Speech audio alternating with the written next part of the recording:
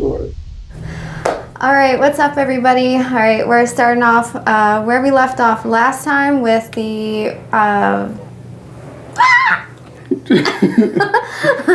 What's going on is Fine Printingsworth, and this is Midgie. as it says right here. We're about to have some talk fun. about one of our guilty pleasures. Right, we're about to talk about one of her guilty pleasures.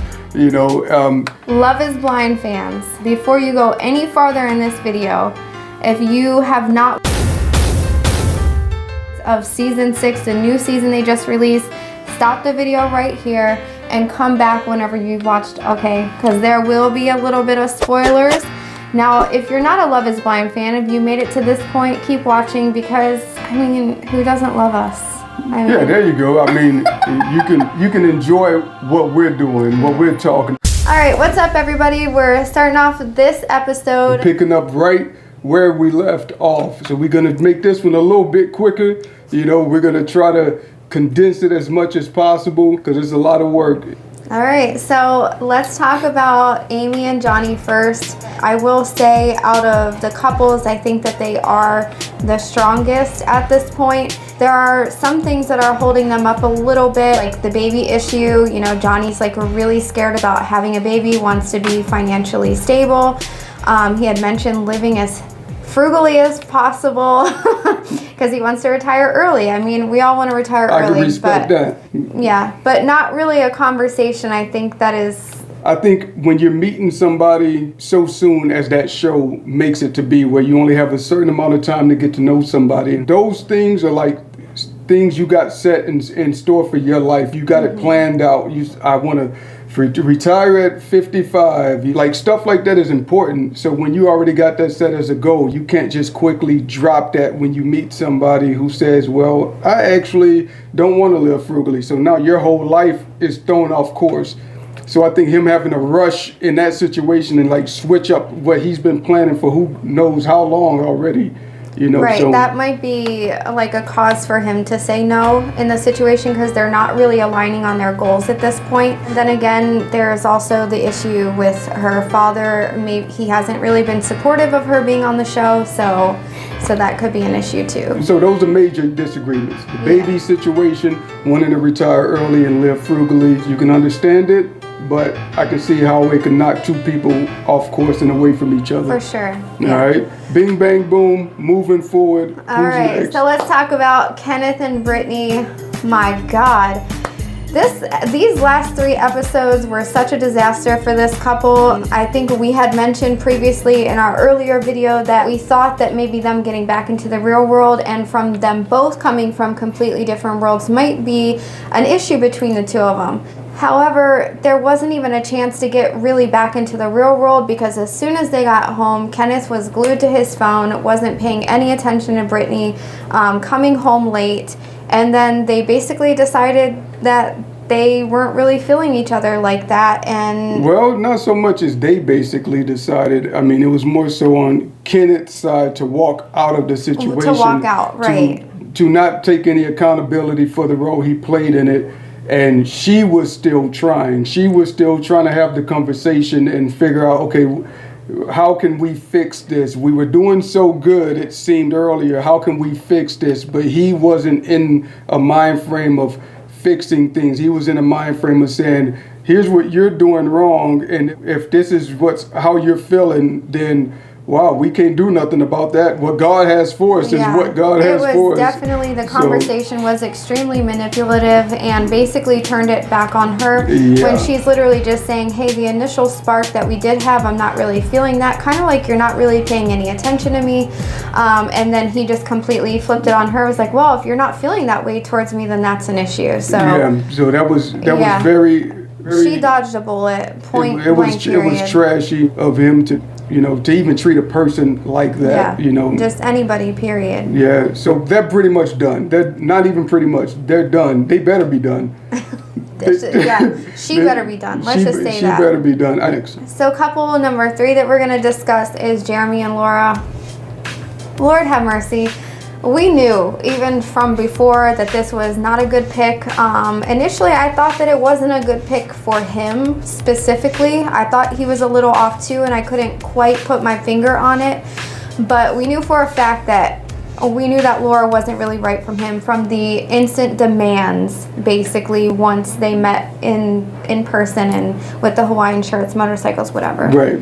So they met her family in these few episodes, and immediately she was kind of like taking jabs at him, to the point where the sister-in-law, like Laura's sister-in-law, was kind of standing up for him. And it was good that the sister-in-law was there, basically saying, hey, you're tripping, like you're being a bit aggressive or a bit super demanding, of this man, trying to like show no regard for what he likes, his own style. Yeah, it was very So weird. I liked the way she interjected herself and was like, hey, well, you know what, it's okay. Hawaiian shirts, you know what, hey, so. Yeah, if that's his style, then. It was good that she was there. Laura needs somebody like that around her to be like, hey, you're tripping, snap out of it.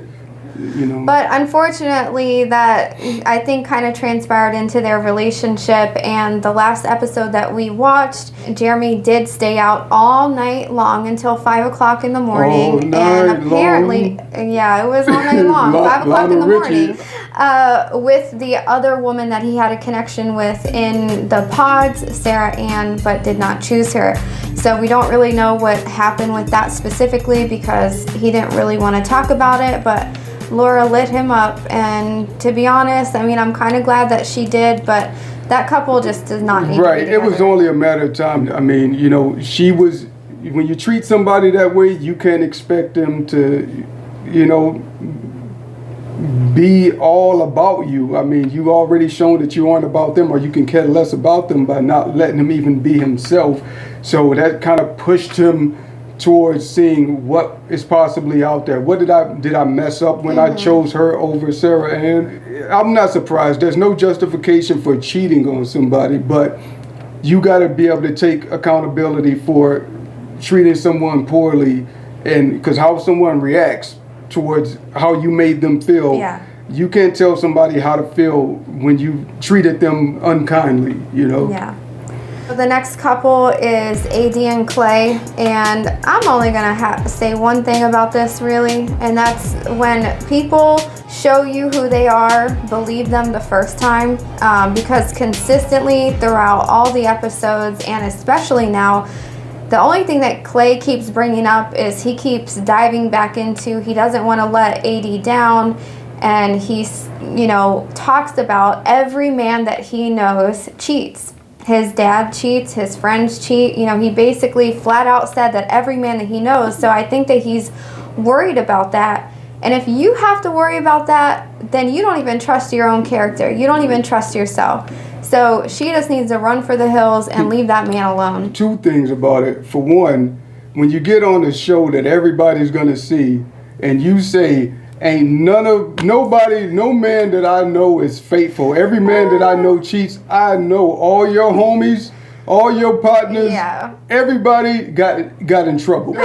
That's just ridiculous. Yeah. Like you just basically told on all your friends. On everybody. And I know it was in the doghouse after that, but it is what it is. I mean, maybe that was that karma, On the other side of it, I mean, I believe in manifestation, and if you keep on speaking about stuff so much, like you're gonna make that become real, like the power of the tongue, that's what you want to keep saying, that's what you're gonna keep seeing, so I think that's a very disastrous situation. Yeah, that was another situation of him also not coming home, but remember when he didn't come home either. So but it wasn't. It was more so I didn't come home based off of work, and Jeremy more so was I didn't come home based off of twerk. So all right, who was there? Anyone else? So yes, I mean. Yeah, we saved the worst couple for last. Okay, so Chelsea and Jimmy, Lord have mercy, they are just an absolute roller coaster. They're just not a great couple. They should not be together. Jessica, the woman that he previously also connected with, has popped up in the last episode as well, basically kind of hinting around that she maybe should try to meet up with Jimmy. So I don't know what's going to happen with that, but Again, him and Chelsea shouldn't be together either. It's not that you can't be loved when you're insecure, but she has a lot of issues that I think play a big role in the way that she behaves in the relationship, which he had spoken about. He takes it as her being clingy, and I could definitely kind of see that. And even whenever they had a conversation about it, he was listening, he's trying to be understanding, and she just kept going back to the problem. Like, she was giving him no leeway. And the fact is that they're still a new couple. You still don't even know each other, really. I don't care how much time you spend together in the pod. It's a lot, you know. It's like, tell me you love me this many times a day. Kiss me this many times a day.